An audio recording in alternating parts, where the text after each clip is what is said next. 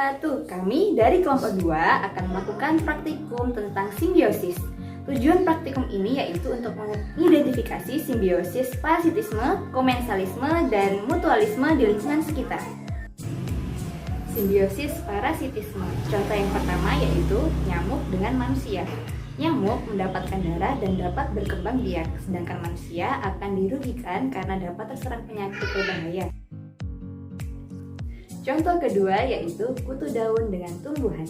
Kutu daun mendapatkan getah makanan, sedangkan tumbuhan yang ditinggali akan dirugikan karena diserap oleh kutu. Contoh ketiga yaitu benalu dengan tumbuhan inangnya.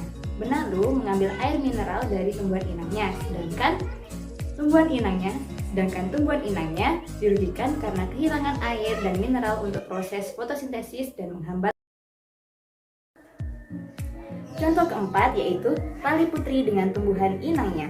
Tumbuhan tali putri menempel di tumbuhan untuk bertahan hidup, sedangkan tumbuhan inangnya akan dirugikan dengan adanya tali putri tersebut. Simbiosis komensalisme.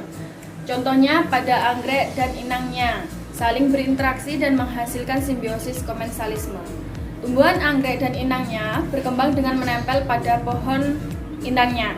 Fungsinya adalah anggrek mendapatkan sinar matahari serta zat-zat untuk melakukan proses fotosintesis. Inangnya tidak dirugikan ataupun diuntungkan oleh keberadaan anggrek.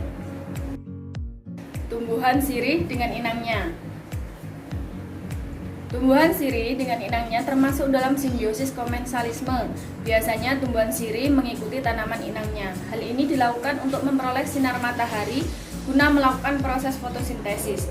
Tumbuhan sirih akan mendapatkan keuntungan dengan sinar matahari, sementara tumbuhan inangnya tidak akan dirugikan meski juga tidak diuntungkan pula. Tanduk rusa dan inangnya termasuk juga pada simbiosis komensalisme. Biasanya tanaman paku tanduk rusa menempel erat pada pohon inangnya. Tujuannya untuk mendapatkan cahaya matahari serta bahan lain seperti air untuk fotosintesis. Paku tanduk rusa tentu mendapat keuntungan karena mendapat bahan-bahan fotosintesis, namun tumbuhan inangnya tidak dirugikan meski juga tidak diuntungkan. Simbiosis mutualisme memiliki 5 contoh. Contoh yang pertama, bunga dengan kupu-kupu. Kupu-kupu memperoleh makanan berupa madu dan nektar. Sementara kupu-kupu juga mendapat keuntungan karena proses penyerbukan dibantu oleh kupu-kupu itu. Yang kedua yaitu bunga dengan lebah. Lebah memperoleh makanan berupa madu dan nektar. Sementara bunga juga mendapat keuntungan karena proses penyerbukannya dibantu oleh lebah. Contoh yang ketiga yaitu kutu daun dengan semut. Semut mendapat makanan dari cairan getah dari kutu. Sementara kutu dan juga mendapatkan keuntungan karena dibantu mencarikan makanan oleh semut. Contoh yang keempat yaitu tumbuhan dengan semut rangrang.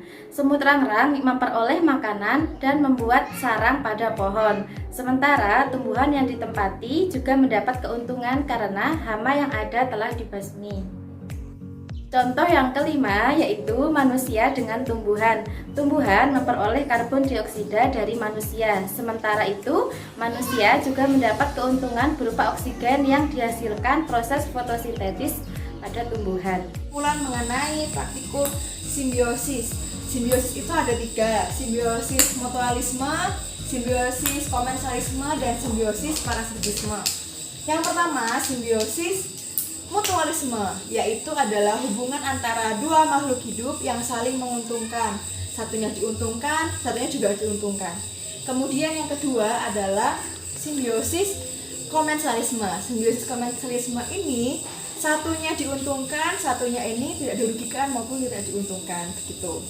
Yang ketiga adalah simbiosis parasitisme. Simbiosis parasitisme ini satunya merasa diuntungkan tapi satunya dirugikan. Sekian dari saya, kurang lebihnya mohon maaf. Wassalamualaikum warahmatullahi wabarakatuh.